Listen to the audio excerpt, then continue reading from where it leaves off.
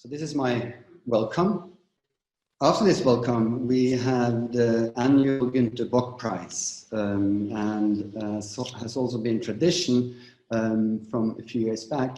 The announcement of that is done by the Dean's Honorary Lecturer. So tonight, Sir Peter Cook will announce the results for the award.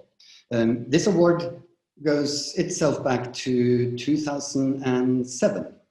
And we introduced it then in order to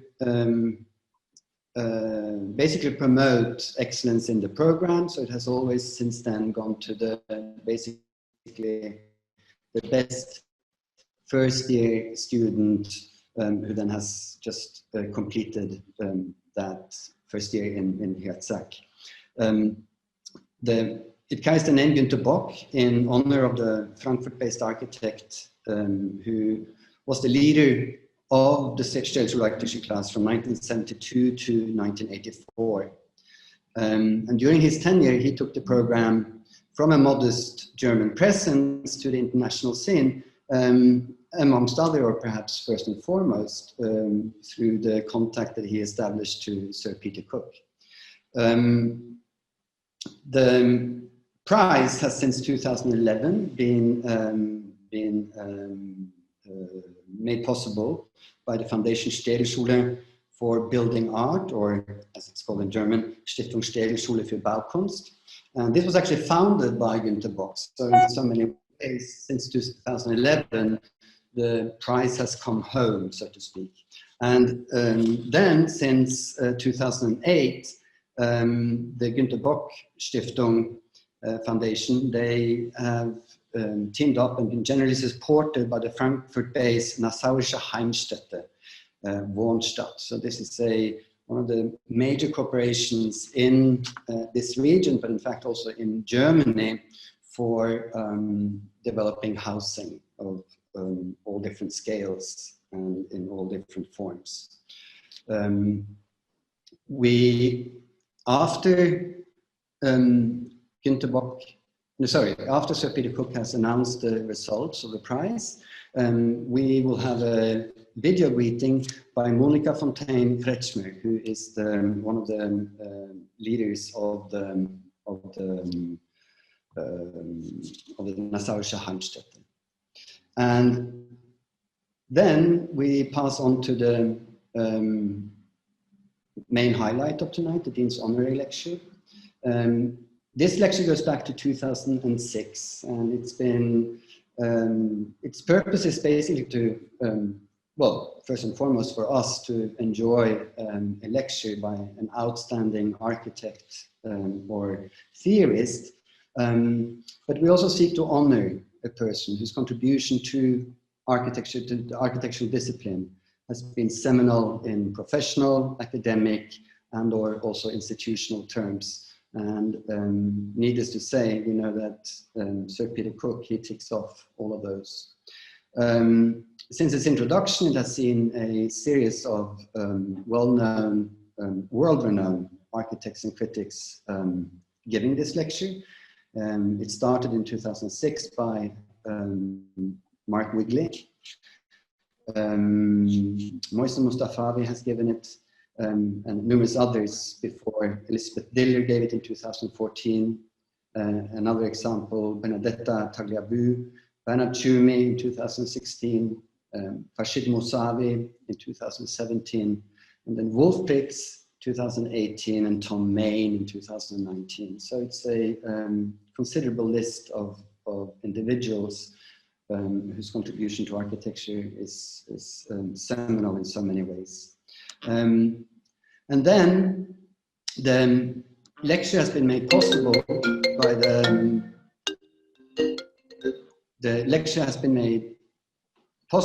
the generous support of Schneider and Schumacher. And moreover, when reaching out to them and asking them if they would actually also help us to introduce Peter, they accepted that, and we're very grateful for that. Both Till and Michal, who co-founded their firm in 1988, they have actually been also students in Städelschule, and they were here with Peter Cook from 1986 to 1988. I can never stop telling the little experience of visiting the German Architecture Museum when Schneider Schumacher presented their work till then. It was a few years ago. And at the very heart of the exhibition, which featured many, many projects projected on the walls in the exhibition space, there had been built a little box, and in that box, as it were, at the heart of the very exhibition, were their projects that had been produced and Peter Cook's tutelage. So there's no one more appropriate, so to speak, no one more fitting than having Till and Michael say a few words to Peter and about Peter before he gives his lecture. So with that, I think I'm done with my little introduction. Peter, if you would take over and announce the winners of the Gunter Bock Prize this year. Hi, yes, I think such prizes are really terribly useful. I know that in my main active years at the Bartlett, the prize list was something that was in my responsibility to do. And it was, some people say, oh, you know, we should all be, everybody should be considered to be the same. I don't believe that. I don't agree with the Scandinavian Jontelov attitude of nobody goes above the parapet. Incentive is a fundamental human need, I think. Okay, without further ado then, and I hope I get their names pronounced. They are not English names, nor are they German names, I don't think. But the prize goes to 3 people: Nermini Sade, Gunter Chelebi, and Ayush Bashka.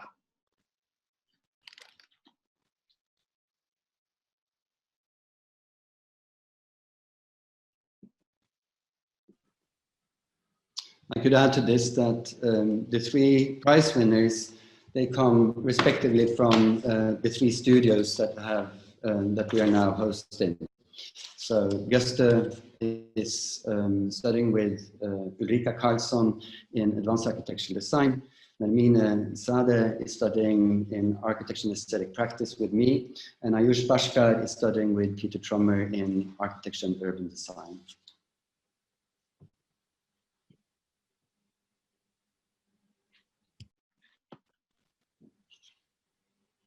And congratulations to the 3 of them.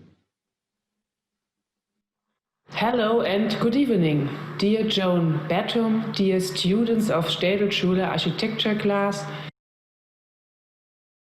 dear Sir Peter Cook, and dear guests. I'm glad to join this event with video message. This is because of the corona pandemic, but we will all do the best out of it. We meet, most of us via video, for this prize ceremony to acknowledge exceptional work. We, the Nassauer Heimstätte, have supported the architectural class for the last 3 years through their Gunter Bock Prize. We helped the winner of this prize to finance their 2nd year of studies. The 3,000 euros are intended to help foster exceptional student contributions. The Gunter Bock Prize is given to the 1st year project with most outstanding academic character. At this year's end of year review, having taken place on October 29 and 30, the jury stated that high-quality research and personal development within the academic contest was given within each of the 3 thematically different master thesis studios. 3 projects from each studio were called to be excellent. Therefore, the jury nominated 3 winning projects instead of only 1. And now the winner are Gösta Celebi, Advanced Architectural Design, led by Professor Ulrike Karlsson, The second winner, Nermine Zadeh, Architecture and Aesthetic Practice led by Professor Johan Bettem. And the third one, Ayusha Baksha, Architecture and Urban Design led by Professor Peter Trummer. I congratulate the prize winners for their outstanding work. The concepts developed through the Gunter Bock Prize are highly interesting to me. I am very excited to see those new and inspiring ideas forcing us to step out of the box. Our mission at Nassauische Heimstätte, as the leading public housing developer in Hessen, is to continue building and providing affordable and sustainable housing. In these times, we are challenging to build 5,000 new apartments, most of them in Rhine-Main area. The second major challenge is to successfully fulfill the European goal to achieve a near to zero energy building standard in 2050. Therefore, we invest in the modernization of our buildings and in the supply with renewable energy. We continuously reduce the emission of carbon dioxide. This is a difficult and expensive challenge for our existing city quarters. Thirdly, we deal with the integration of digitalization in our company. Building information modeling, PropTech and legal tech are processes that promise an increase of quality and time for essentials. In the pursuit of these goals, we not only support universities like yours, but we also seek input and ideas from startup activists active in this field. Supporting and enable young minds means a lot of us because the world needs new ideas to continue innovation and development in a sustainable future. In this spirit, we are happy to provide our contribution and look forward to continue involvement with the Städelschule Architecture Class. Let's have an interesting and nice evening together. Thank you very much. Be healthy and good evening. Bye-bye.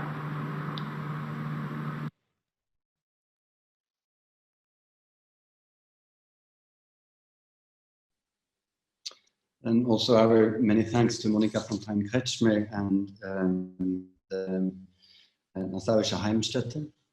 And with that, I give the word over to you, Tilla Michael. Hello, are we good to hear and to see? Johan, any response? Okay. We hear you, yes. We are, okay. First, we are very honored to give the introduction to the following lecture by Peter Cook. And we know that the times are really hard for the Städelschule class, not only because of the COVID drama. We know that it got even harder by the fact that the class wasn't able to accept any new students by some weird reasons. And we know that this is not so easy to take for the organization and as well for the perception of this outstanding institution in the world. We would like to talk a little bit about Peter, how we got hold of him, and I'd like to start with a story. When I was about 17, I went to school and I visited a bookstore, and there I found a book which was called, I think, Jam, and it was about the architecture about the 60s and 70s. And in this book, there were many, many now famous architects, and one was Peter Cook with Archigram. And I think probably this book was the starting point for me to think about studying architecture.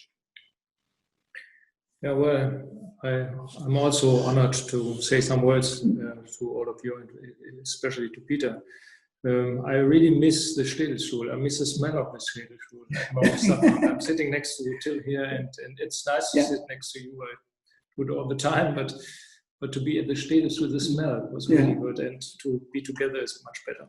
And my first contact with Peter was when I studied in Kaiserslautern, becoming a typical German engineer.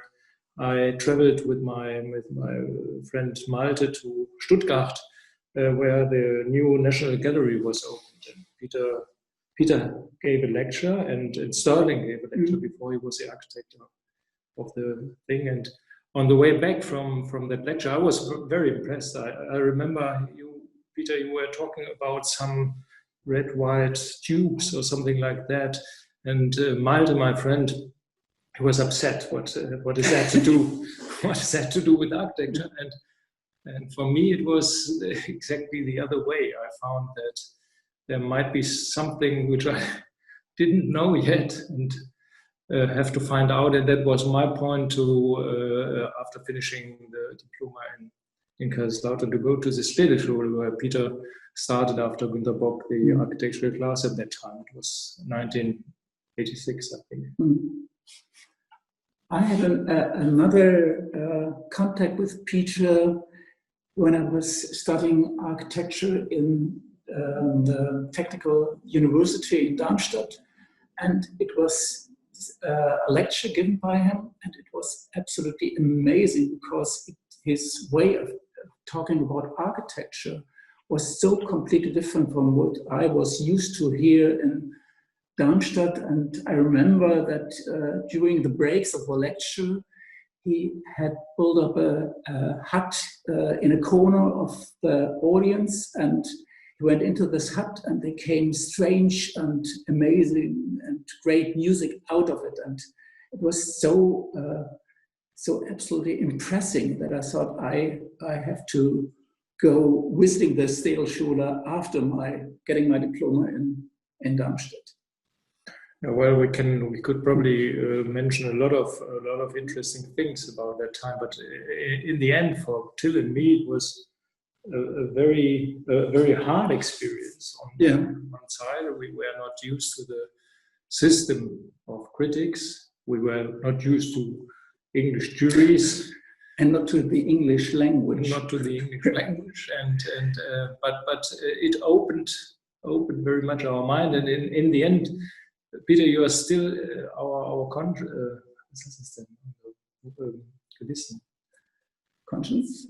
is not the right word in English. I think it's well, if we go too much in the practical parts of architecture, there's always somebody saying, "What would Peter do? What he say? It's boring," or what he say. And I think it's really also, especially in these Corona times, which I think are sort of a bit depressing in some ways. I'm looking very much forward to hear, at least to hear, not to see you, Peter, and give us some optimistic views and ideas for architecture again. And Peter was definitely, for both of us, the best teacher we ever had in terms of learning something about architecture. And we are happy to say it here and to say so.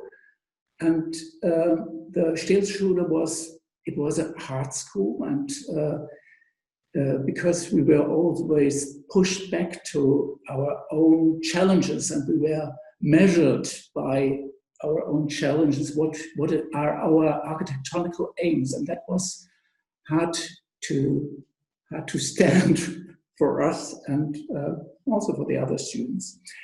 But after the 2 years, which was also a time of working somewhere in other houses, I think it was clear for us, the two of us, to work together, and we also had found actually our way in architecture. And I personally hope that the architectural class at the Städel, where I don't know what they really do at the moment, but I hope, or we hope, that it's still a place to develop strange and bizarre ideas and compare them with the pragmatic and materialistic world of architecture.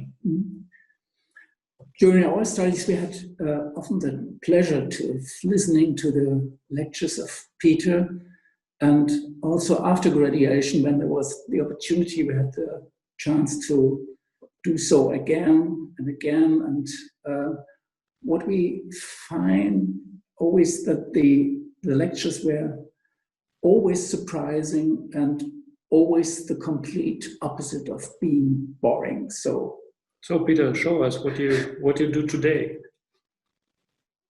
Thank you.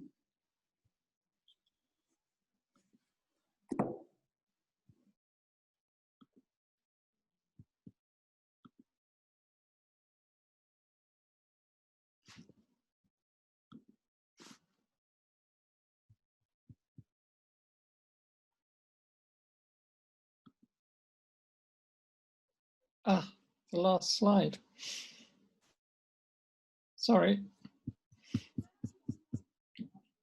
It's about to start at the end. Can you hear me? Can you hear me? Yes, we can hear you. And Okay. Well, that was a lovely introduction, and I'm delighted that it was such a personal introduction. When I see you guys on the screen, and I'm, delighted to say that in the last few years, I think every time I've been to Frankfurt, I've seen one or other of you, sometimes both, and it's been a delight. And I also enjoyed writing in your red book and various other things. But God, I wish I could be there. It brings it all back. And of course, I'm, as my wife will say, I'm somebody who's nervous about nostalgia, because I always like to feel that tomorrow will be even better. Although these days it's a little bit hard to sum up that. But I'm just about, next month, I'm just preparing now a lecture for WAF, World Architecture Festival, which will be called The Melancholy, the Obsessive, and the Positive. And you see which way my mind is going, to say, look, this melancholy stuff, it doesn't do anybody any good. Obsessiveness sometimes, but come on, the positive. So I hope I end up on a positive note this evening. It's going to be a little bit a long lecture, I think, and it will go all over the place. So I called it All Over the Place, but its structure is that I will talk about Frankfurt. I will talk about my relationship, such as it is, with German architecture. I will, of course, talk about teaching. And of course, I shall talk about doing stuff. I can't help having to talk about the COVID lockdown, and then some little sniffs of what I think about the future of architecture, but not very much on that. Oh, and the role of the digital, which I throw at you because surely in the architecture class at Frankfurt, you seem to be interested in that. So there you go. Okay, on Frankfurt. Again, this is continuing in the sort of personal vein. The first time I went to Frankfurt, which was in about 1968, I had got some money out of the AA school, where I'd recently come from Bournemouth to be a student in the middle of the school. And somehow I immediately got this travel scholarship to go to Germany to look at new German architecture. Now, that wasn't a very fashionable subject, but my former wife bought me a book about new German architecture. And from the perspective of a recently provincial English person, it looked at that time, putting it back into 68, that Germany was doing lots of stuff that the British were too timid to do. It was actually a very exciting architecture country. It was a very exploratory architecture country. And I went with a colleague to the World's Fair in Brussels. Then we went on to Düsseldorf, and then Cologne, and then finally Frankfurt. Frankfurt was as far as the money would stretch. And in Frankfurt, I wanted to see this church by Rudolf Schwarz, who I subsequently went and wrote my history thesis, my history dissertation on the subject of the architect Rudolf Schwarz, who of course is probably better known in Cologne and in Aachen for his buildings. But this little speciality at the back of Frankfurt has always, shall I say, amused me and intrigued me.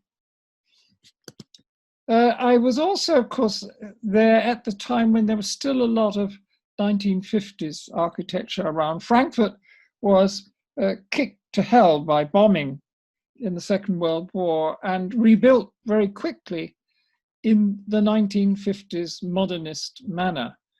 And I think that some of that 1950s modernist stuff was amongst the best stuff in Frankfurt anyhow. I'm sad to say there doesn't seem to be as much of it. It must have been overseas. There was a wonderful car park that I can't find slides of that used to be visible from the Städelschule Museum across the river. And that, of course, wonderful glass car park, that, of course, went.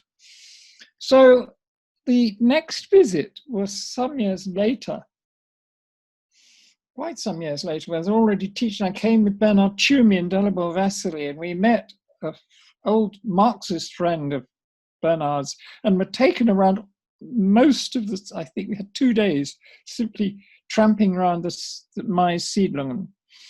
And I still find there's a lot to talk about with Ernst May. I still find that, and intriguingly, of course, Ernst May studied or worked with Parker and Unwin, who were British designers or architects and town planners. And it's interesting, though, that the stylistic mannerisms of May and his favored people were totally different. There are many urbanistic ideas which clearly were being talked about during the first part of the 20th century, both in the UK and in Germany. But the Siedlungen, if ever I'm in Frankfurt, I try and work in looking again at one of the Siedlungen. And I sometimes weep a little tear when I see all those little shops that were placed at the corners of each street in the Siedlung nearest to the Städel, which used to be very, it's a lovely idea to have a little shop at the corner. But then the last time I went there, they were selling sort of funny old knickers and half shut, and it was, that you freeze a certain social idea in time. Bock.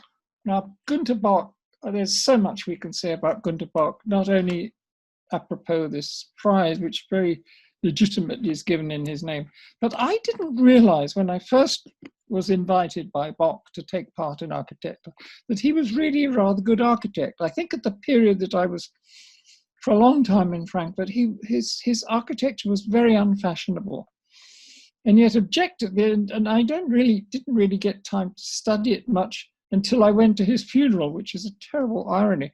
But if we look at it objectively, it's really very sophisticated. And here's the rub, brutalist, brute concrete is now very fashionable in the certainly in the chattering classes in London, I suspect also in Germany. And he wasn't really, he was always treated as a bit of a joker, a bit of an interesting old, naughty old man. But actually, he was a bloody good architect. And he didn't talk about it like people like me do, but he kept it, he done this great stuff. Here's an old, actually, you can see by the cars, it's a rather old picture, but this to me is what Frankfurt, for many years, for me, was about. That corner of the Eschenheimer tour, the 50s buildings, the sort of reinvention of the fortress ring around the town in the 19th century, bombed the hell out of, reinterpreted in the 50s. I think even that corner doesn't look like that anymore. I think there's a high-rise that should now be in the picture. But to me, this is quintessential Frankfurt. A mixture of sort of toy town history, sensible modernism, not very exciting modernism, but sensible modernism, and the tram. The Städelschule is, I think, a very much more interesting building than is generally made out. There was, of course, the work that was done. It was bombed. I'm not sure what its roof would have originally been, but if you look around inside the Städelschule, there's a lot of input by an architect called Johannes Krahn. And I think that his handrail, the handrail from the hall on the bottom here, as you go up the stairs, you look at the detail of that handrail, you look at the end of the detail of the handrail. It's a beautiful handrail. The other thing, of course, which you have to bear in mind in terms of my autobiography is that I started off in Bournemouth, where we're now building these buildings, but originally it was just the local art school. And when I first went to work at the Städelschule, I realized that on a Saturday morning, bourgeois ladies wearing hats would go to do art classes. And the basement smelt of, and you guys talked about the smell, the basement would smell of linseed oil. Go back a few years to Bournemouth, Saturday morning. Bourgeois ladies in hats would go to do art classes, and the basement smelt of the same linseed oil. And so it was like coming in a way, it was like coming home. Because the other thing is, because you don't really get to know a building well enough until you start pulling it apart. And Christine Hawley and I pulled a piece of it apart, as you know, because the flap, I think, still works. It's also, that occasion was a marvelous opportunity to work with Klaus Bollinger, who just recently we've been working with, just a few days ago, on a competition still. But there is Frankfurt as the core. What Frankfurt doesn't just end in the city limits. There is the whole, and actually I think Höchst is now within the city limits. There were, during the years of my intense involvement with Frankfurt, there was a gradual discovery that it was a marvelous place to be if you're keen on architecture. And Höchst, this now suburb of Frankfurt, contains this a wonderful, expressive, colourful hall by Behrens. And if you go in another direction to Darmstadt, I think the Mathildenhöhe is an exotic collection of naughty stuff done for the rich prince or whatever he was, duke, whatever. And because it's another reflection upon Germany, which I have to state, which is it is the host to naughty Austrians doing interesting stuff. There's always that question. I think he brought the exotica of Vienna into Darmstadt, which was probably a practical town. So here I am. I love the area. I love the experience of the area, but I'm also, I hope, creatively cynical about it. It depends upon being a kind of crossroads of the world and bringing things into it. Another place for which Yael and I have a particular romantic memory of, but not for that reason I'm showing it, because I think that when Colin Rowe and Fred Cotter chose the front of their book, it was a brilliant choice. Looking at that figure ground diagram, looking at the aerial view, you learn so much in one go about urbanism, about compacted urbanism and released urbanism, about the city block and the city amongst the trees, which are themes that really interest me, particularly the city amongst the trees. And since we're amongst the trees, you go in another direction up to Würzburg, which seems to be the only place that has drinkable German red wine. But it has this wonderful garden of the Schloss. And I've used this slide in many, many, many lectures, because what interests me is the set of striations, each with its own character and its own method of growth. And the German gardens of this particular garden, or Schwetzingen, or the gardens of Karlsruhe, have inspired me. And this drawing was done for Frankfurt, for a project which I did a naughty with the project. I started off by putting it on the Westhaven in Frankfurt. I then found that there was a convenient Japanese competition which I could flip the drawing, take the chimney off and submit it. I got some money out of that, but I digress. Here we are with the chimney across the street. And of course, what has happened on the Westhaven are those sort of, I think, not very interesting housing blocks until we come to the tower on the corner, which I shall. And the idea here was because I was going there, for several days at a time, a lot. And I'd sit there looking out of the window or walking on my own. I think, God, you could do something with this side. My God, you could do something with that side. Nobody commissioned me to. In fact, until Caspar Koenig commissioned the canteen, nobody commissioned us to do anything in Frankfurt. That was a sort of disappointment, but I digress. And so I would sit there looking. I would go on the tram to Offenbach, which has always puzzled me. Offenbach is a sad, sad place. I think it probably still is. Very weird. You go on you simply go on a tram from, you know, very nice and self-satisfied Sachsenhausen. 10 minutes up the tram, you've gone back about 40 years. And as a kid who remembers the end of the war and things were all kind of even worse than now, you go to Offenbach and it brings it all back to you.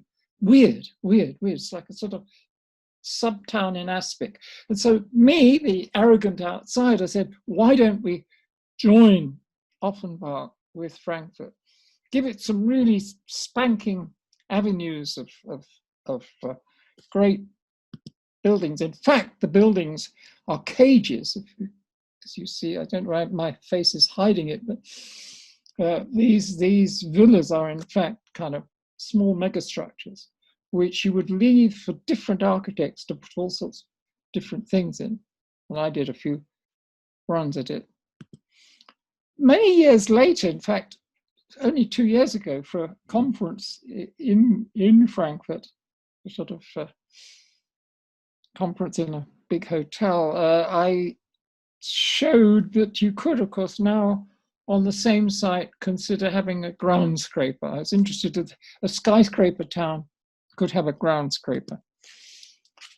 So a lot of my memories are embedded in Frankfurt, and a lot of actual stuff of mine is embedded in Frankfurt. If you go to the archives of the Architecture Museum, this model sits there, I think fairly lovingly looked after. They certainly charge a lot of money if you want to rent it out for an exhibition.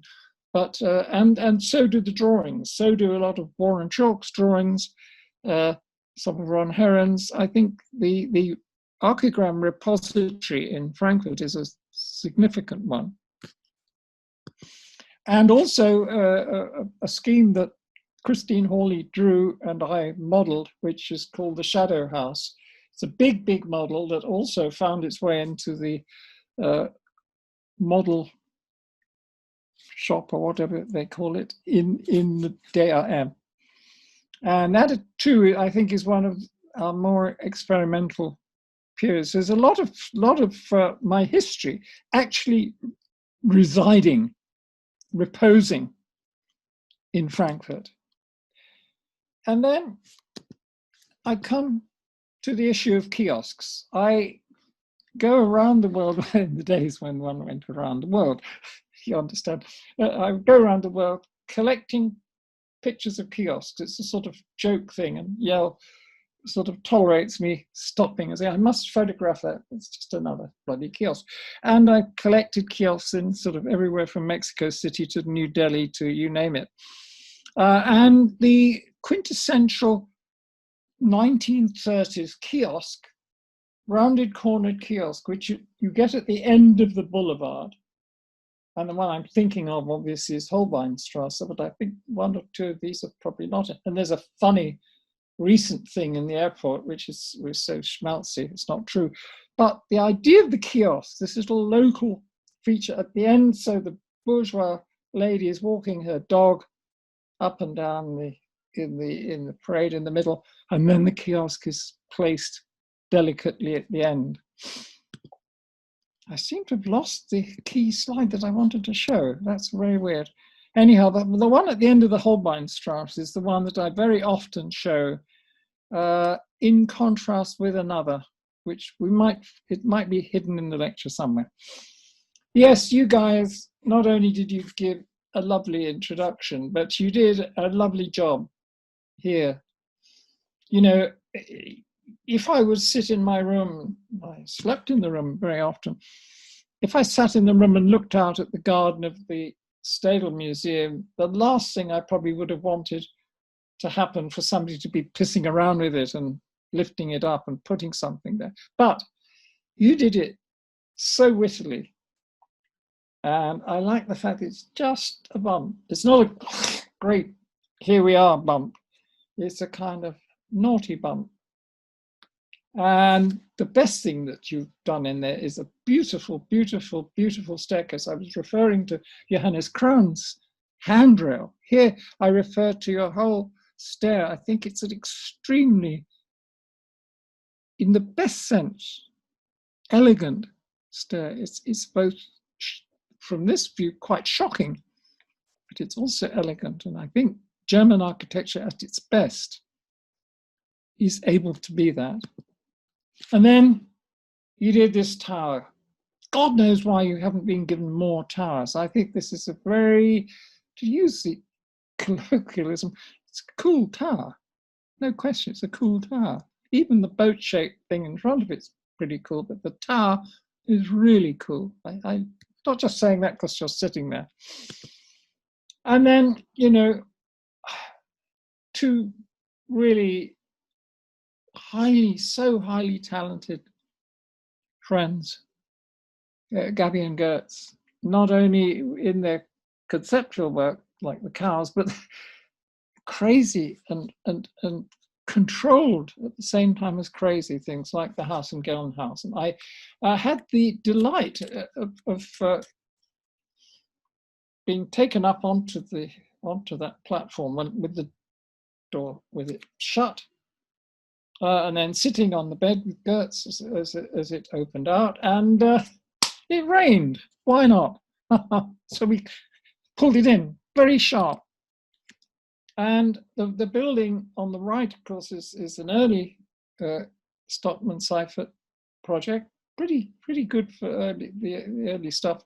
And I think probably the most elegant student work that I sort of inherited, or it was done when Gabby was just doing her last year at the Städelschule before she went out and won the competition for the sports hall.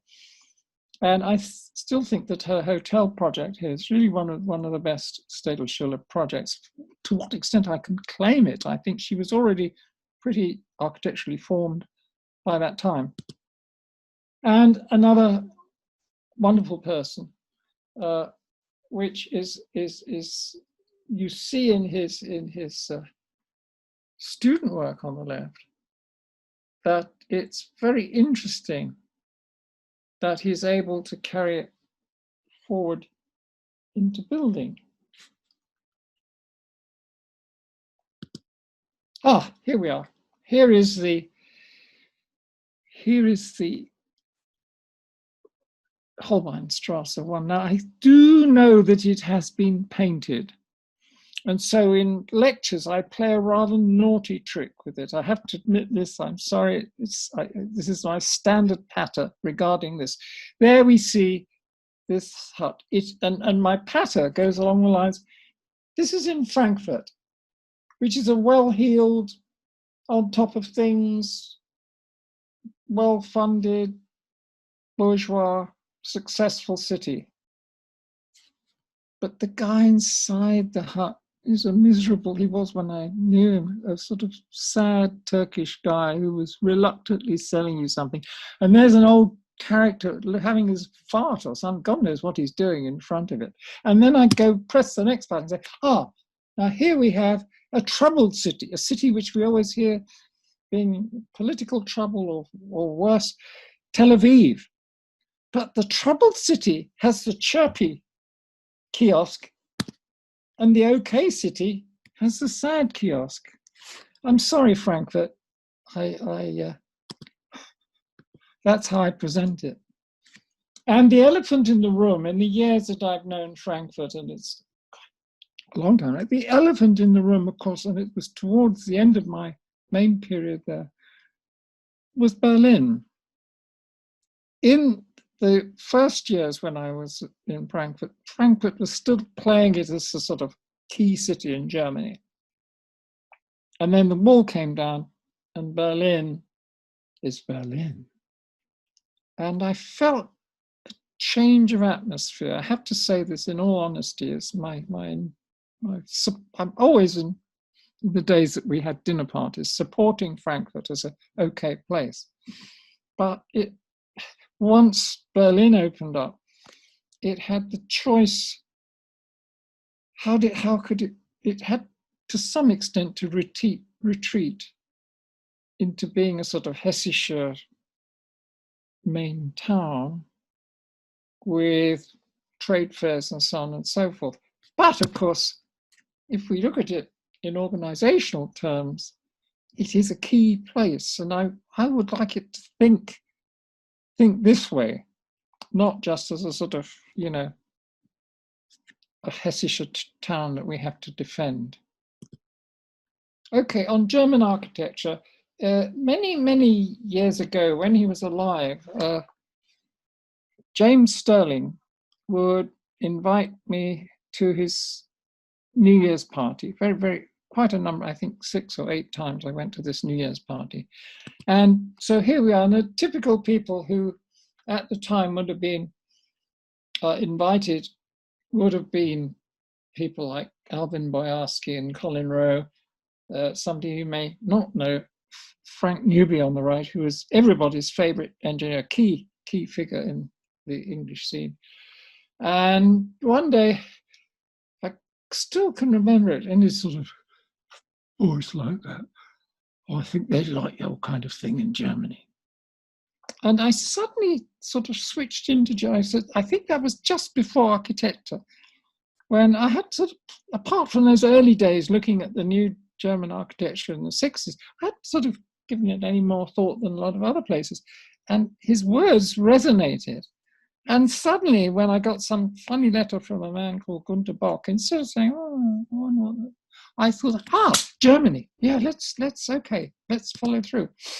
And back to the stuff in the 60s, I was looking at Schneider Esleben's amazing garage. You know, that was the sort of architecture that I really admired at that time, even if I didn't know who the bloke was. And Weird Church, you know, same man doing Weird Church, and a house on the right, which I didn't know till I looked it up on the internet recently, that has now been overgrown. I'm fascinated. Another, you know, interest number 403, which is what happens to modernism when it gets overgrown. It's an interesting sub-conversation. Or the Böhms, I suppose particularly Gottfried Böhm, but also Dominicus Böhm, who was no slouch. And there wasn't stuff like this going on in England. There really was not. As I say, you know, in certain moments, for my taste, not everybody's, but for my taste, German architecture has been absolutely out there. A guy I was interested in on that first trip was Egon Eiermann, and of course the pavilion at Brussels was his. What is interesting about Eiermann, I think, is that he, particularly when you go down to Karlsruhe, every graduate from Karlsruhe seems to have wanted to hang metalwork outside the building. You go to Karlsruhe, and every second bloody architect is doing a sort of sub-Egon Eiermann. What influence this man must have had? Was it a sort of parallel of what happens to people of a certain age now who studied in Philadelphia and claim that Kahn was their teacher? If it's true, he must have had 9,000 students. You know, it can't be. So somebody has such, I'm always interested in this as this sort of academic or cultural phenomenon where somebody is imitated and referred to so much beyond the point at which they could really be a personal tutor or a personal friend. But maybe I digress. So Germany also for me means Mendelssohn. It means Taut. It means Pölzig. At that time, in those early days, I didn't know much about Pölzig. It was really Rainer Banham, of course, who introduced the expressionists, so-called, to us. And then I think since my taste has gone over and over that wing of German architecture, which is loosely referred to as expressionists. I've always been a bit of a goth certainly rather than a classicist. That is my inclination. And so inevitably Scharoun and Ungers. Now, of course, in Frankfurt, the particular extension of Ungers is the house within the house, the Deutsches Architekturmuseum. But on that early 1958, God, I'm getting my date wrong, 1958 visit to Germany, the student with the scholarship. I was walking along the road with Ian Donaldson, the guy I went with, and I said, I saw a building, I think it was the one that we see in the picture here, and I said, hey, that's rather good. God, that's really good. And I got my crappy camera out and took a black and white photo, not this photo, and didn't know who it was. And somebody in a bar or something, oh, it's a Mr. Ungers. Made a mental note of this Ungers character. Got back and sort of looked him up, and that was Oswald Matthias Ungers in his early period. And I think his early period was really interesting. And then he went kind of pompous and stiff, though as a person, he was not pompous and stiff. The last time I ever met him, I was in his house and he made me an omelette. You know, most posh architects don't make you an omelette. It's not sort of what high-powered people do, but he did. My only criticism of the house within the house is that if you are putting up an exhibition, you can hardly get up and down the staircase at the back. Everything is sacrificed to the proposition, the house within the house. He needed a bigger house to put the house in, but anyhow, all power to his elbow. And of course, at the edges, what is always interesting is a culture wanting to escape from itself. So again, back to kiosks, we see that in, I think these are Berlin examples, they might not be, that there are leftovers of the sort of, how could I say, sort of Kaiserisch Germany. But then there are also hints towards the exotic. And here's another example that, you know, in amongst the trees somewhere in a Stadtwald, they're trying to sell you curry. And I like that, the absurdity of that as a cultural mix. Not so long ago, about 3 years ago, I was not expecting the lockdown, but here's a sort of building for the lockdown. It's an escape building, pitched in the eastern part of England, in Norfolk, I think, but looking, of course, to a wonderful experimental German example of such an early date that we can hardly believe what we're looking at. It's 1914. I built in Germany a little bit, really only this, Christine Hawley in Frankfurt and the canteen in Städelschule, and fitting oneself into the context, into the international Baustellungs ordinance of a certain sort of height and so on and so forth, and then making experimental drawings in the same city. And of course, these days, the most exciting German architecture seems to be done by the Swiss, or sometimes the Austrians, or sometimes, etc. Okay, on teaching. After all, my most gainful employment has been teaching. And it has many aspects. I really think that so many people in the academic architecture world want to be taken seriously.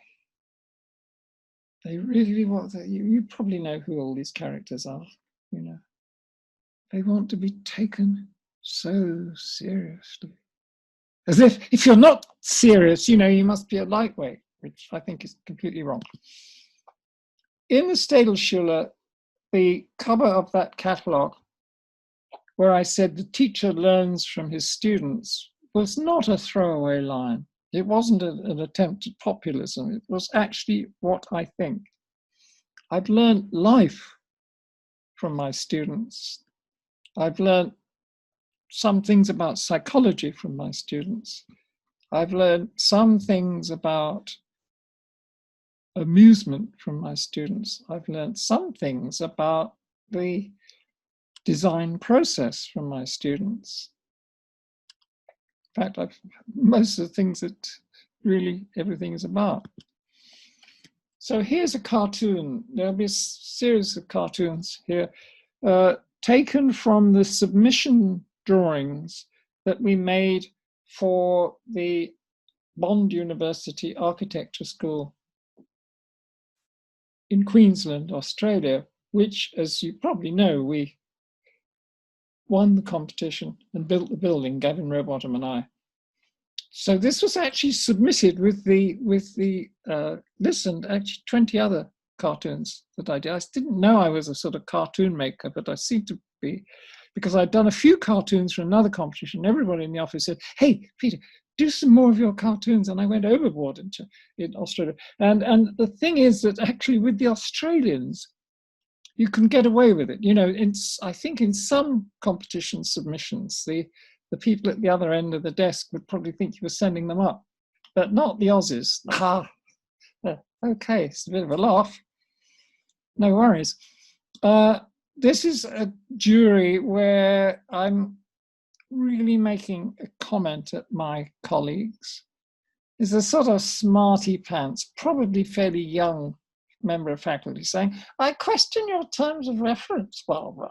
And there's poor Barbara, who's her hand shaking, and Wally, her friend with the hat, he's definitely getting nervous. And Fred, who's got an electronic contraption on the floor, it's not going to work when they plug it in. We know that.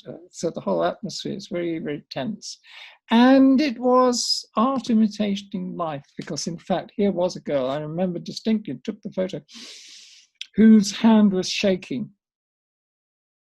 The paper was shaking in her hand as some smarty pants was making some smart comment. SIARC, actually. And so here's our building in Australia. And one of the other cartoons that I made for it, which was quite making a sort of double point about creativities, because this building, though it was done fairly fast, had a lot of tweaking between the competition stage and the built stage, and the built stage is definitely better. And the teacher is saying, "I think it needs a bit of tweaking, Laurie. There's a lot of development of a project, and the conversation between a good teacher and the student is tweaking. It's not saying, you don't do that." I mean, what really did annoy me when I first went to Germany was a certain kind, not in the Städel, but other places, a certain kind of professor saying, "This is bad, that's good." We never taught like that.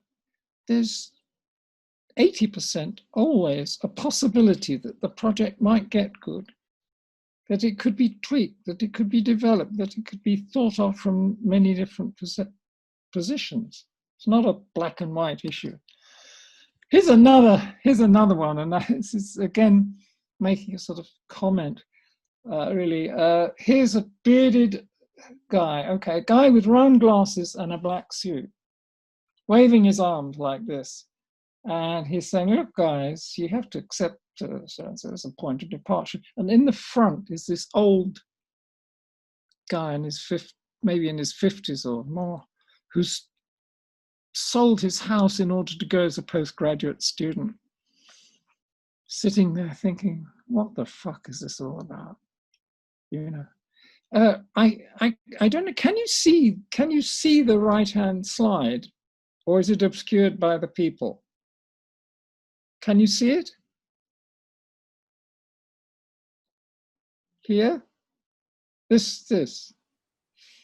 In it, if you can see it, is me, myself, in the building, in a black suit, with round glasses, with my hands in exactly the same position as the guy in the cartoon. In other words, I am unwittingly imitating the pontifical stance of the person in the cartoon.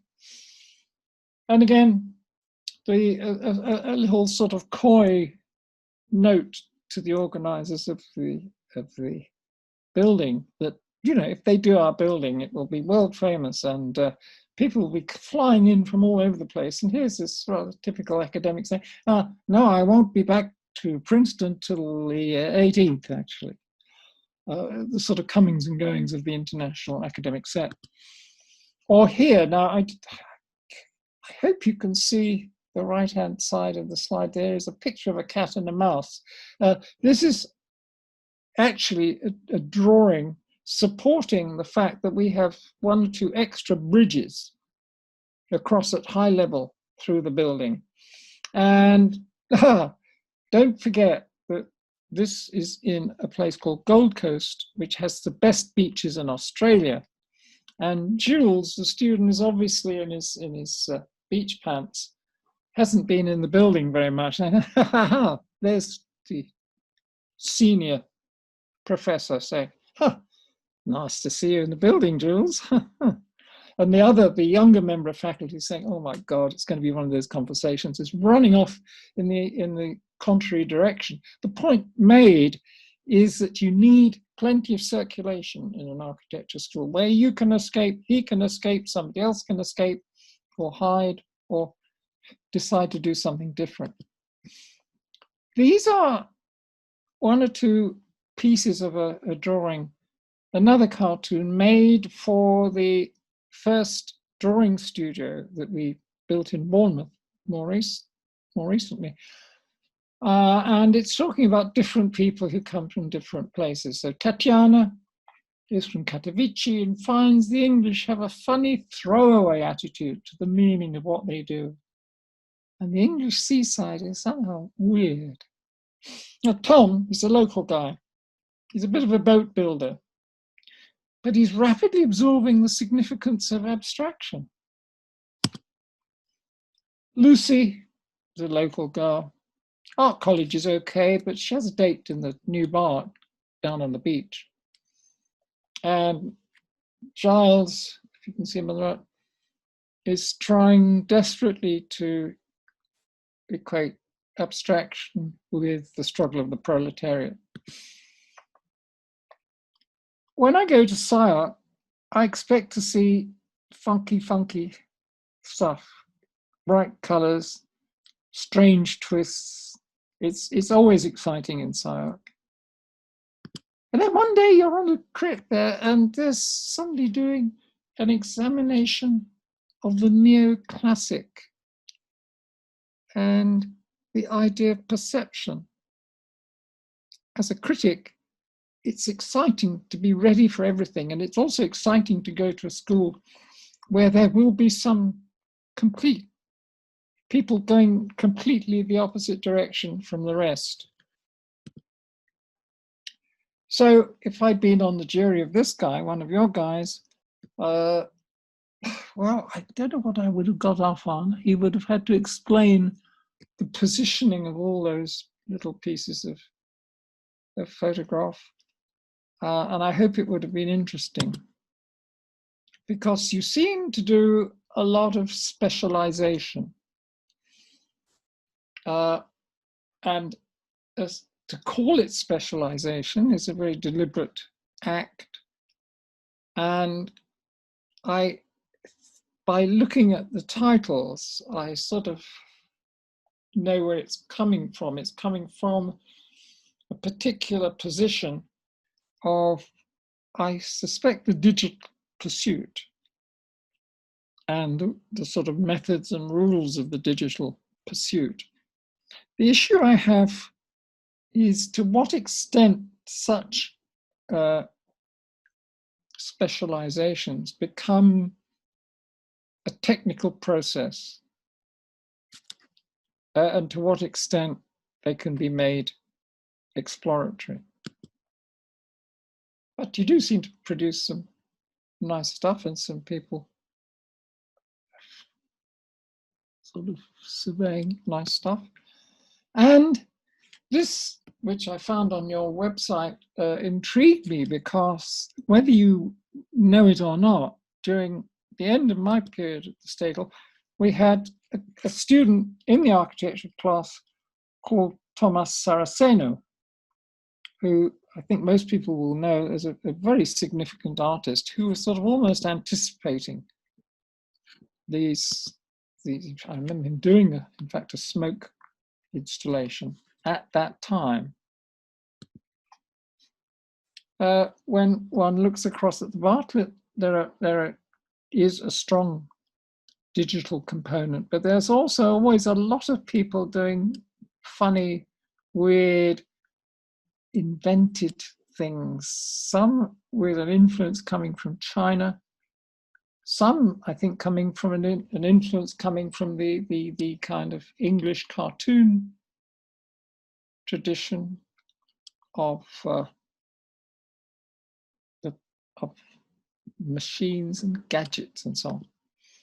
And my goodness, when he decided to go from the Städelschule to the AA and refused to detach himself from Christine Hawley and myself, who'd already been teaching him in the Städelschule, we said, look, you can have the choice. He said, no, I'm staying with you guys.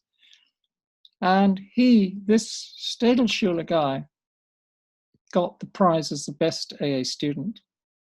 And then under Mohsen Mostafavi taught there during the whole period of Mohsen running the AA. Very special guy.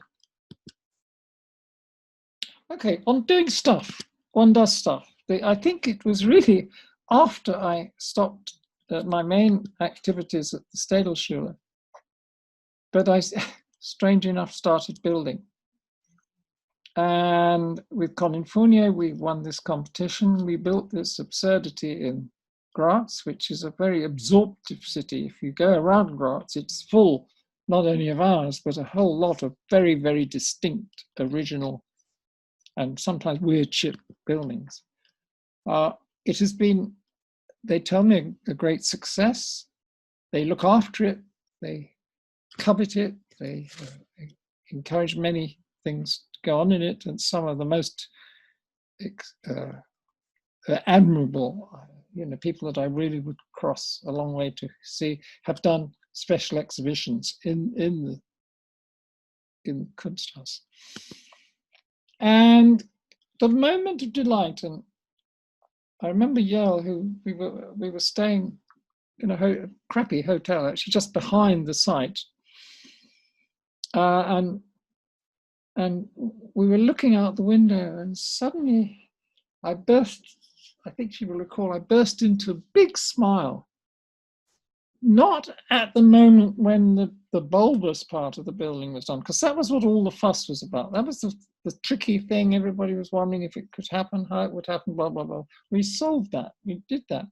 But the bit that really made me smile was the big cantilever, because as a student, I'd been looking at Chernikov's 101 Fantasies, and somehow in the back of my head, I thought, I want to go there.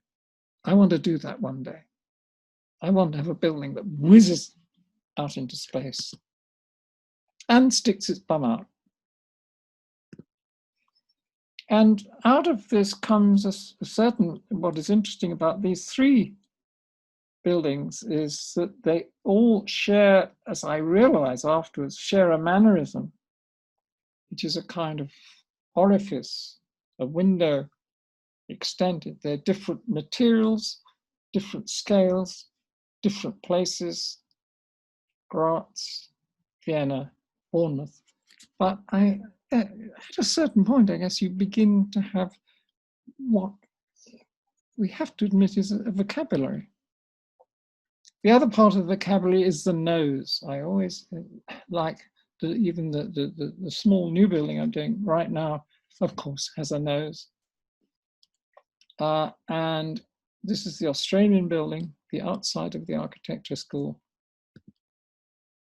The view into the studios and pockets.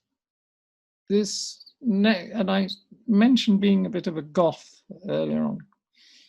In Gothic architecture, you do not necessarily see things full frontally.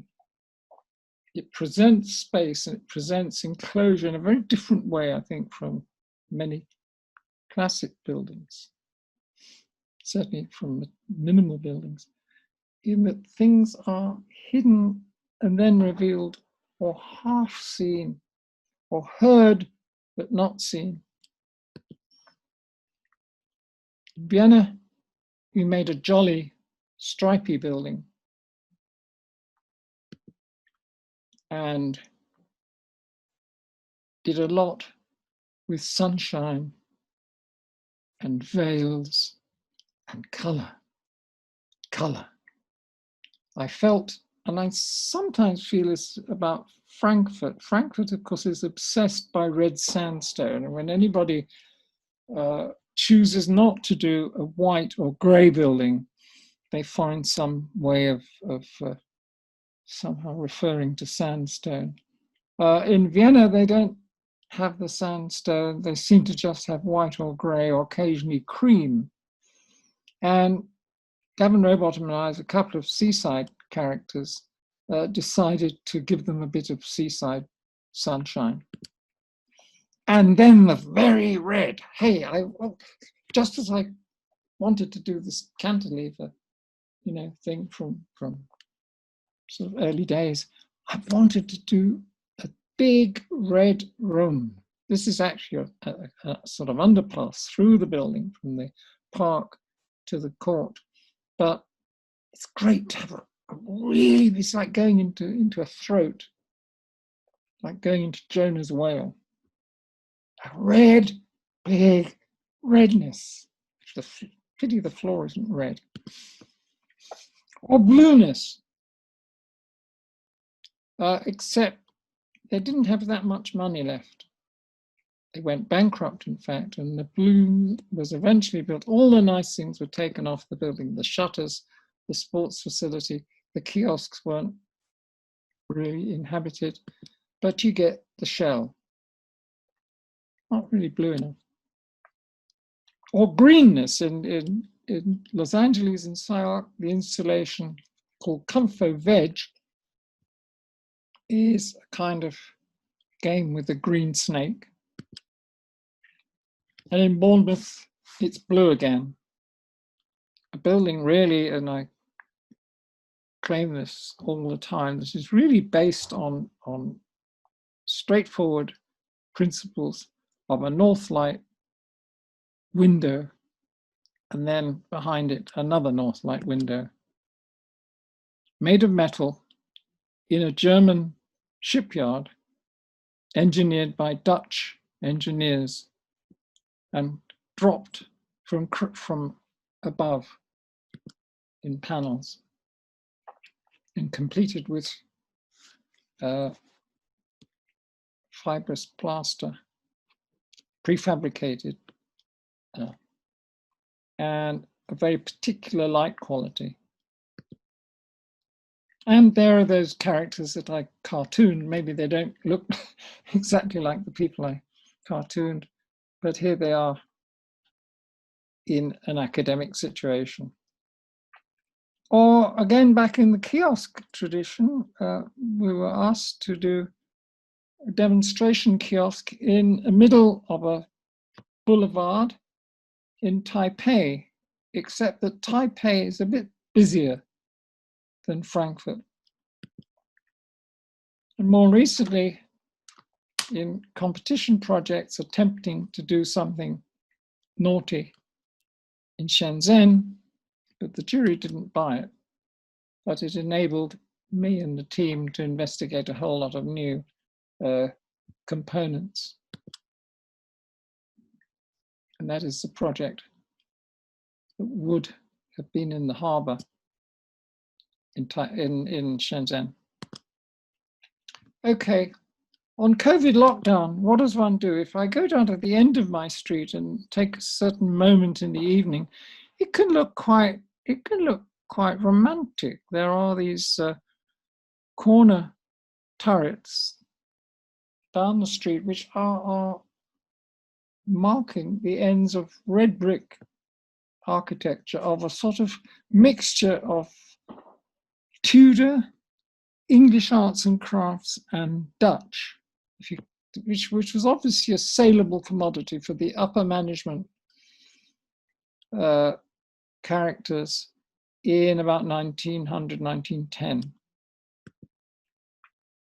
We, in lockdown, this is a drawing I made in the earlier lockdown in about March, April, showing our flat with me on the right. Where I'm speaking from is actually just in the right of the picture. Yale's work position is in the middle, and then the garden actually stretches, would stretch about the length of the apartment out to the left. And in a lockdown situation, almost the position of every chair, the character of every light switch, the repositioning of every plate or book becomes almost an urban issue, because you haven't, if you're really locking down, which we did the first time round, you don't go out to see objects in space or progressions. Now, just before lockdown, again, this business of the memory of somewhere. In lockdown, we have memories of all the favorite places we would like to be, but we're in a contained area. Earlier, I was fascinated that so many friends of mine, even the most dour, the most sour, the most abstracted, the most grim, as well as the most amusing, all have this wish to go to a Tuscan hilltop town. They want to go to Tuscany. That is sort of, maybe it's the Brits, but not only the British. Everybody wants to go to Tuscany and look down on the, the land below, and have a drink in one of these little places up there and look at the towers, whatever. So I said, right, if you can't beat them, join them. I will make my own Tuscany. I will do a Peacock version of a hilltop town. I will design a hilltop town. I will place an organization of various buildings, some of which follow almost Camilla City kind of conversations, and others introduce very different forms. And I'll pursue it. And so here we are with a sort of PC architecture, but looking down into the Tuscan Valley with the Campanile, not as a religious or military building, but not a Campanile nonetheless. And we will look down a street which will be also talking as a subplot about the return of backyard industry, but that's a whole long conversation. And we will look down into the very middle of the town, and there will be this sort of strange organism.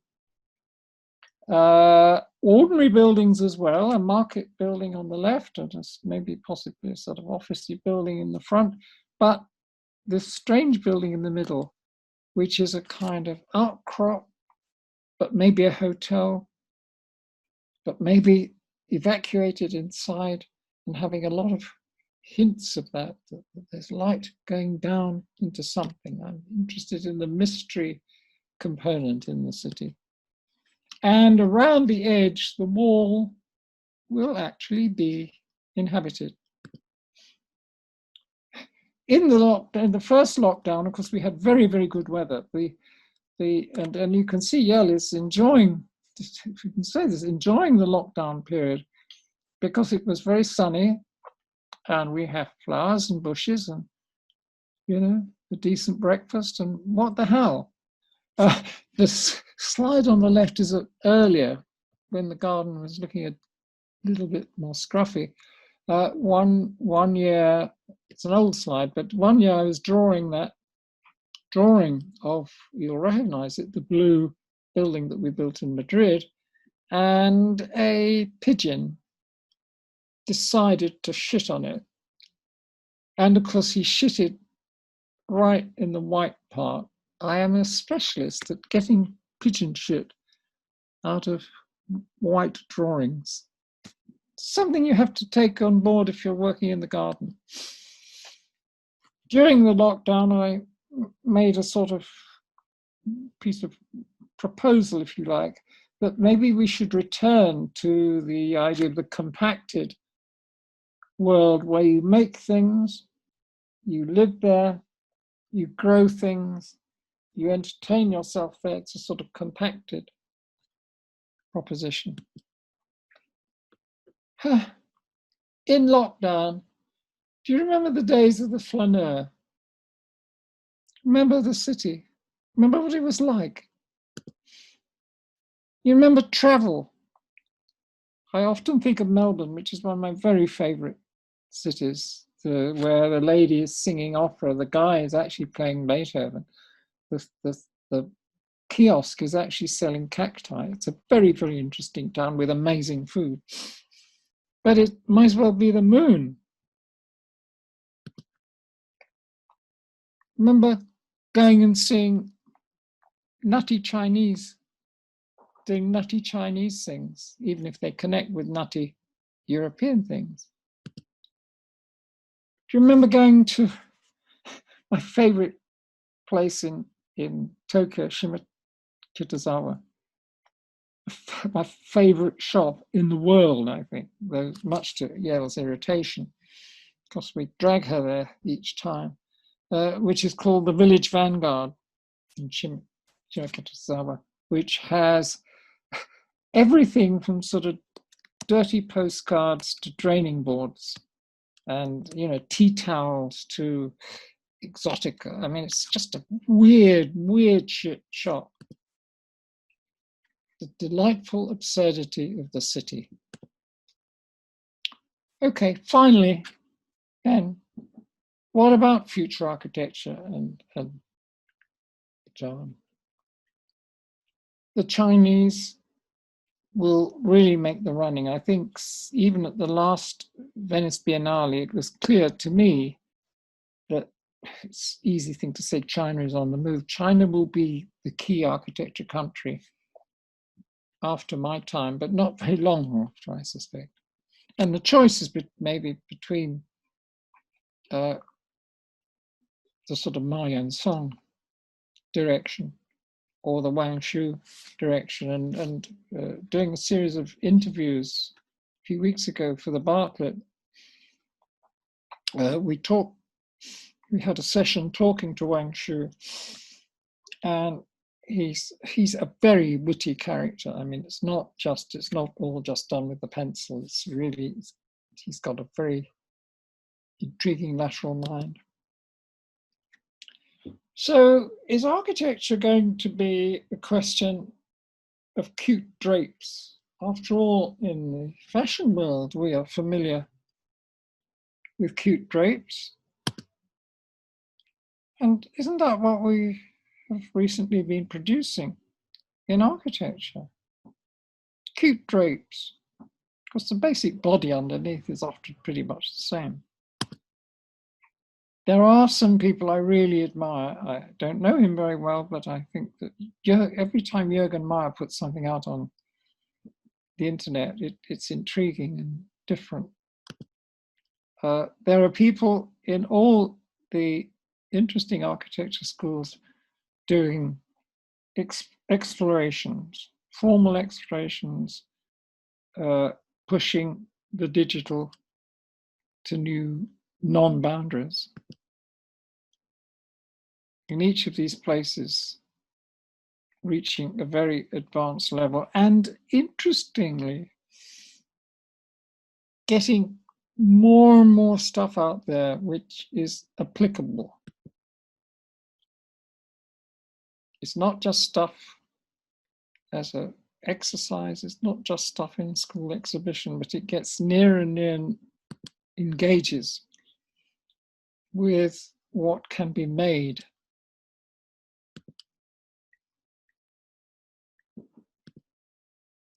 So me, as a non-digital architect who's interested in vocabulary and form, and I'll admit that, I want to cheekily appropriate it.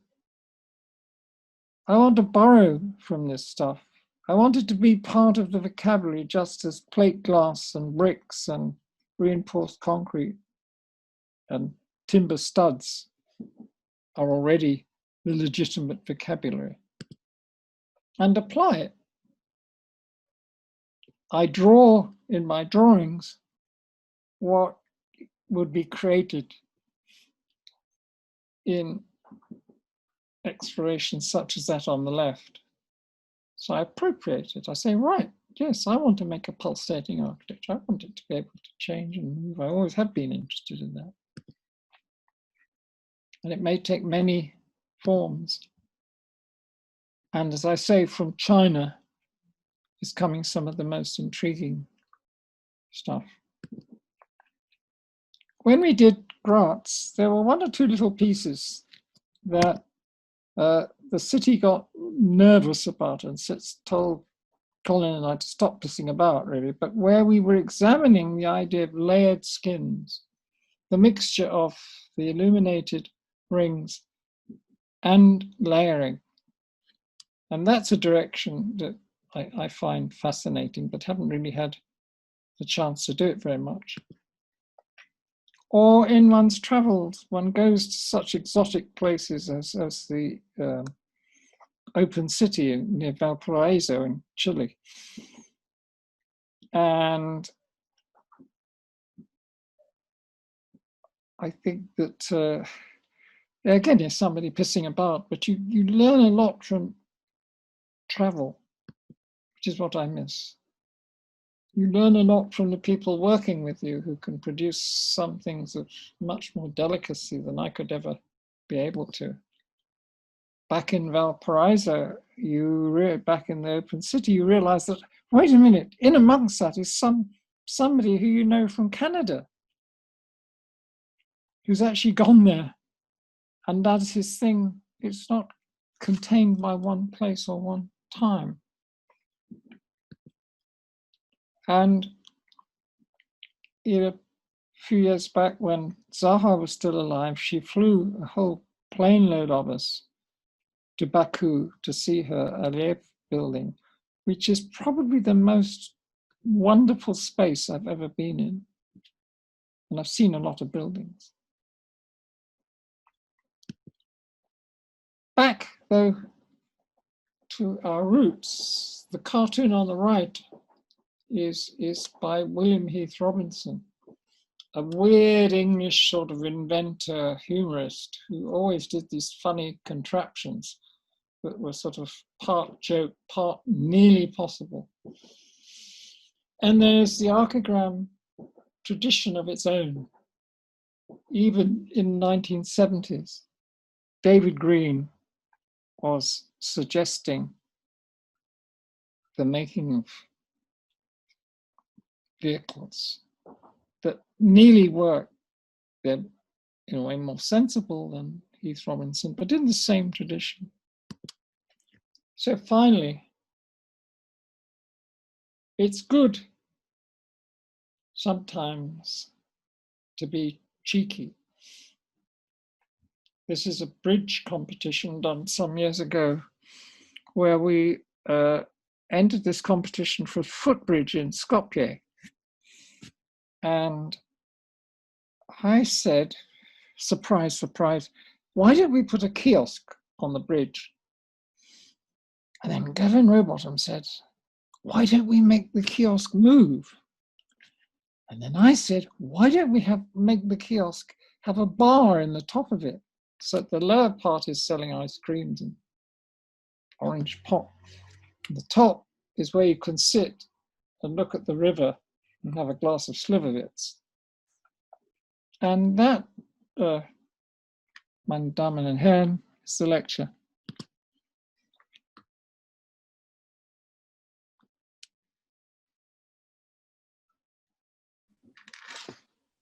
Thank you, Peter. Now, normally, I'm going to take questions, but normally at the end of a lecture, at some point, we would all totter out of the Städelschule, probably go across to the Greek or some such place and at least have a drink. I'm going to have a drink now. So a bit dry, but I will certainly take questions. Okay. I have a couple, Peter. All your talk was wonderful on Frankfurt, on German architecture, and teaching and so on.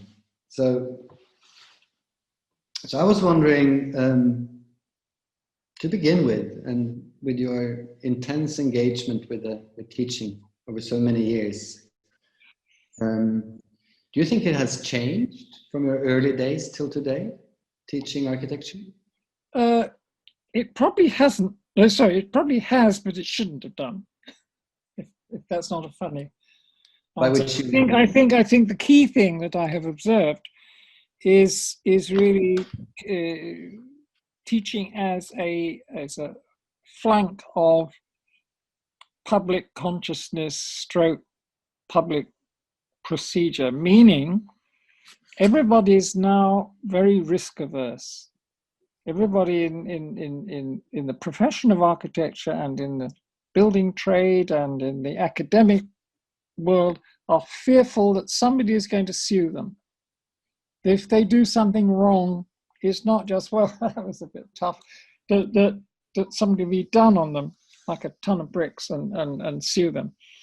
And schools are very nervous. Nobody now, I've been sitting on a lot of crits even in the last few weeks, and even in the best places, nobody seems to tell somebody that actually what you're doing is pretty crappy.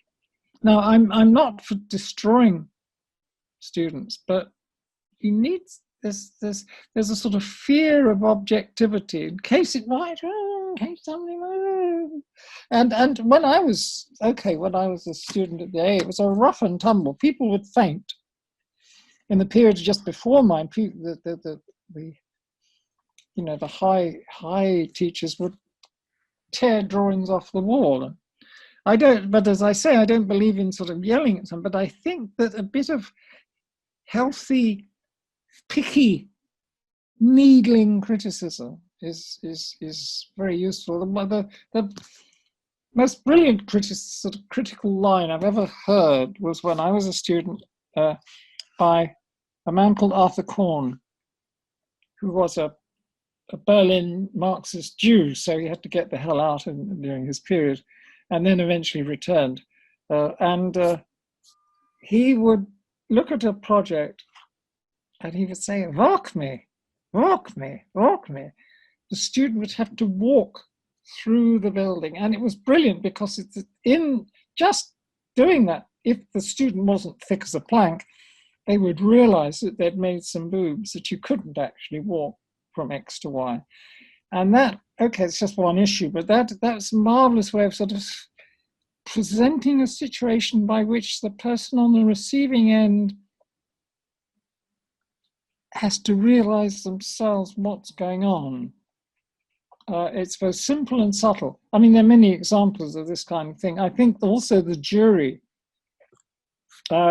many juries, particularly American juries, seem to be structured around the wish on the part of the members of the faculty or critics to state a position.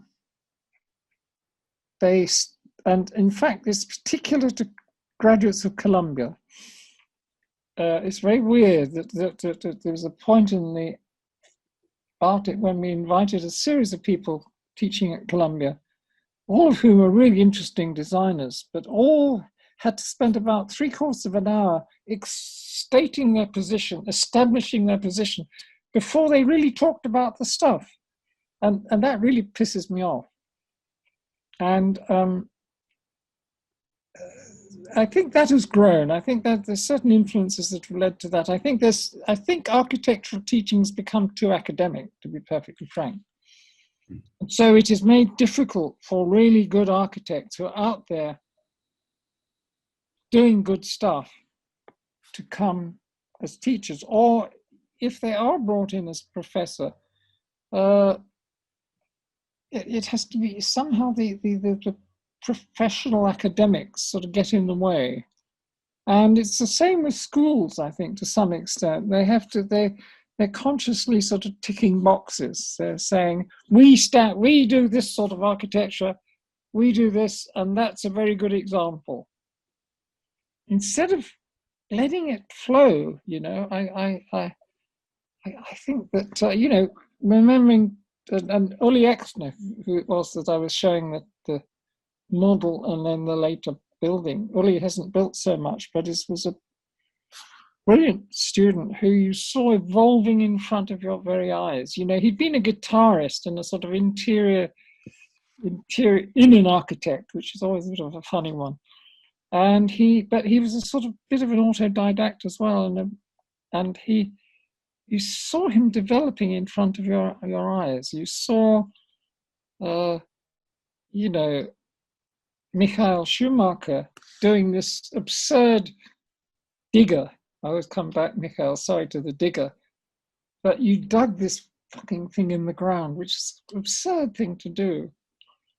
And in so doing, it was much better than you doing sort of 5-finger exercises for high-tech buildings. Though you might later have gone on to do, as you did, what I loosely call high-tech building, or some is high-tech. But you know, the digger probably told you more in that nobody was ever going to commission you to do a digger. But, you know, nobody has commissioned really to build a skyscraper, and nobody has commissioned Goetz to do more than, you know, the odd balcony. And then he would post-rationalize by saying, oh, I don't want to do it. I don't know whether Goetz is listening in. He's a perverse bugger. He probably isn't listening in, but if he is, you know, all bouquets to him and Gabi. And I think the Städel, you know, produced, it punched, in the famous phrase, it punched well above its weight. And there was a time when clearly the school in Darmstadt was irritated, and I know exactly who, but I can't say. There were people who deliberately blocked us getting a diploma because they didn't want this little tiny place sort of getting above itself. But if you list the number of people from the Städelschule period that I know who have become professors, you know, there's a couple of you sitting there, and there are quite a lot more, including some pretty well-known. Not that you necessarily want to have a school that produces professors, but it gives one some measure of the quality of the students. I think the great thing about the Städelschule, my period, was that it did have a lot of Germans in it, and they were often not the two characters in the picture here, but many of them came from the Fachhochschule. This, you know, England is always regarded as a class, as highly conscious of class, but my God, the German academic system is even more class conscious. If you were at the Fachhochschule, you're some kind of, you know, you can't pretend you weren't for the rest of your life. Whereas actually those were often the really motivated ones. They had clawed their way out of these awful schools, these awful deadpan little schools.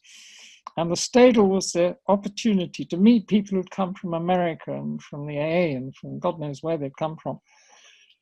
And they were usually rather shy at first and kind of, you know, rushing off to their girlfriend in somewhere in the mid-Germany and coming back nervous. And then you'd see them flower.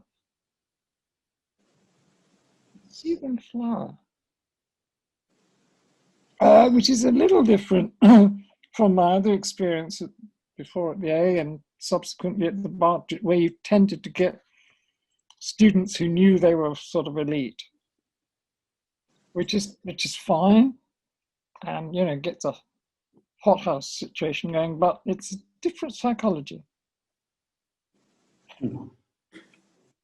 So I would like to know, I saw it's a wonderful building in Australia. It's a pity that we cannot travel at the moment. Yeah, I would love to see that in reality. How do they run a very good lecture series if things open up. Like actually, strangely enough, quite a number of my friends, not just from Australia, have managed to find their way down to the school, and they have a really good head now, who's originally an American, married to an Australian lady, and he's called Chris Knapp, and he has really good lecture programs. So if you want to hump it when you can, when you're allowed to hump it down to Australia. I'll give you his email and a. No, I mean, this is serious. It's in a funny town. You have to bear in mind that Gold Coast is almost as big as Frankfurt, actually. Well, it's 500, 600,000 people. And it has no bookshop. Get it? I mean, this is really absurd. It does not have, well, it has a sort of shop that sells books about gardening, you know, but it doesn't have what I call a proper bookshop. But there are 600,000 people, and everybody, if you try and get a meal in a restaurant at 10 o'clock at night, it's impossible, etc. It's a funny place, and everybody kind of, Yell was looking out of who was staying in a high rise, and she looked out the window one morning going for a pee or something. It was 5:30 in the morning. She said, the beach is full of people. They were all out in their wetsuits and surfing and so on. It's a very strange town. Now, you put an architecture school there, it's tricky, you know? It's a tricky demography. And Australia has some very good architecture schools. This is also makes it even more tricky, particularly around Melbourne. There are at least 2 rather, if not 3 rather good schools. Etc. So it's a funny one, but you were going to ask a question about the building, I think. Yeah, I actually wanted not to ask about the building. I wanted to know how you run your office. Oh, it's almost it's a sort of joke. It's a sort of, you know, one person sitting in one room and one person sitting there. We have a very minimal office right now. Enough to do the odd building, but nothing like your sort of office.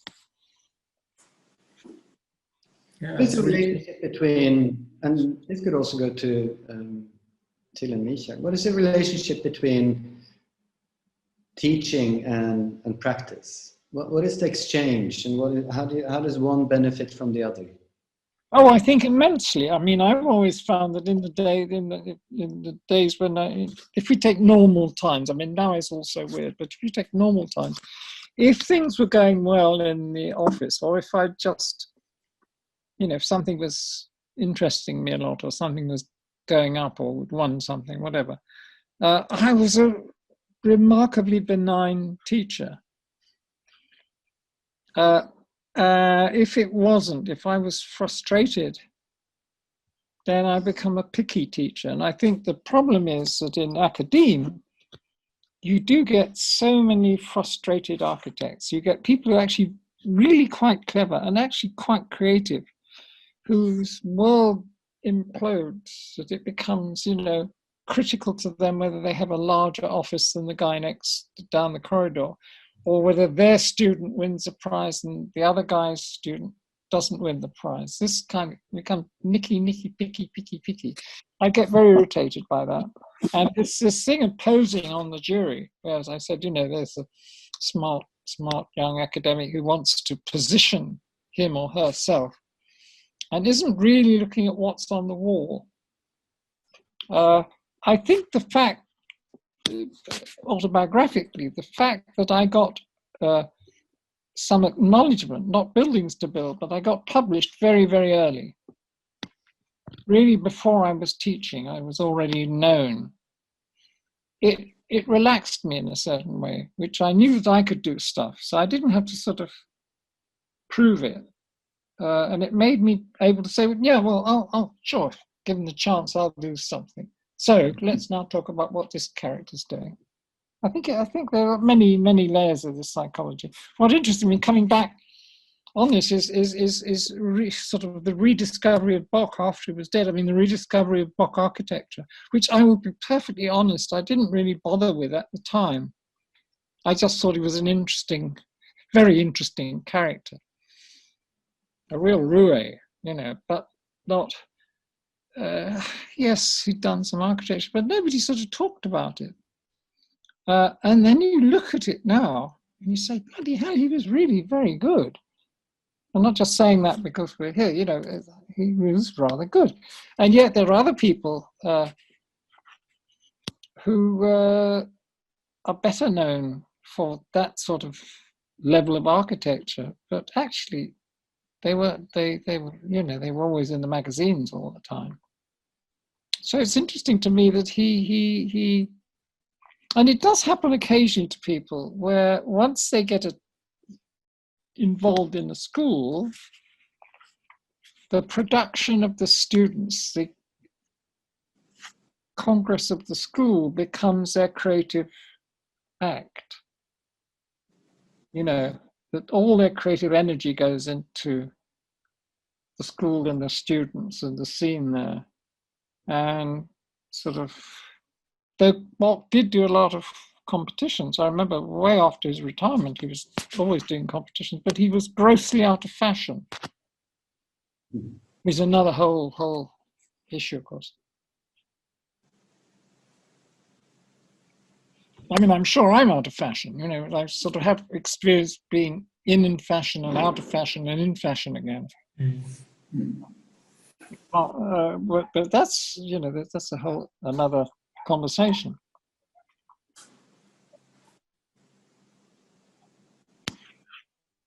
I think you spoke about academia, or I mean, one thing I wanted to sort of add to that, I think, and I was a student of Peter Smithson, and in the I'm just in the last, literally the last pages, I'm under great pressure from my publisher to wrap it up, a biographical book which the RIBA, strangely enough, will publish. And I talk about the Smithsons. I talk about meeting them in the early days, well, meeting him as his student, then meeting them in the period of Rainer Mannheim's Friday evenings, which is the whole conversation. And then meeting them later, when I was, by that time, sort of well known.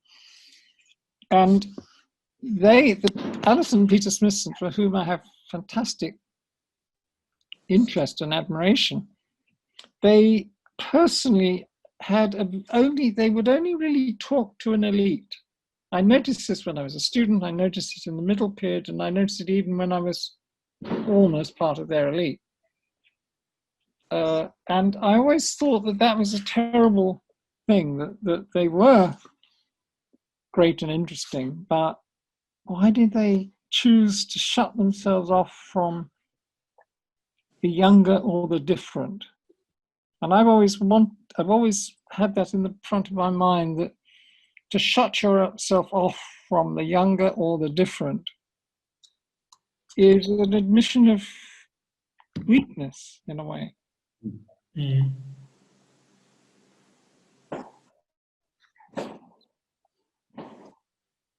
Can you hear the rockets now? Yeah. It's starting. What's this? Firework? Firework in No, London? it's Guy Fawkes night. Huh?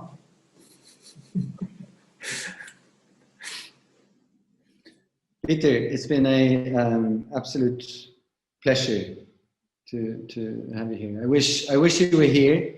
I wish there would be I'll see you across at the Greek. Yeah. I wish we had it's past summer.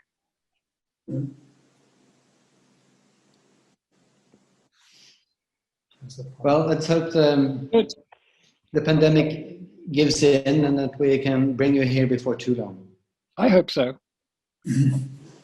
I look forward, and thank you guys for the intro. And I apologize to Uli Exner if he's listening, that I've blanked on his name, which you may have noticed, but we will tell him after the picture.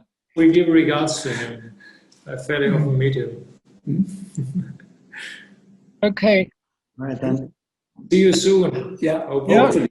Yeah. You can tune into the Bartlett tomorrow morning at 2 o'clock your time, and listen to me talking about Windows. Oh, okay. Good. With the same slides I've just shown you. No. Cheers. Regards to your as well, please. Okay, everyone. See you. Good night. bye-bye. Good night.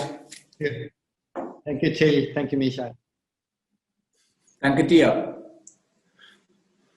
Das war ganz nett.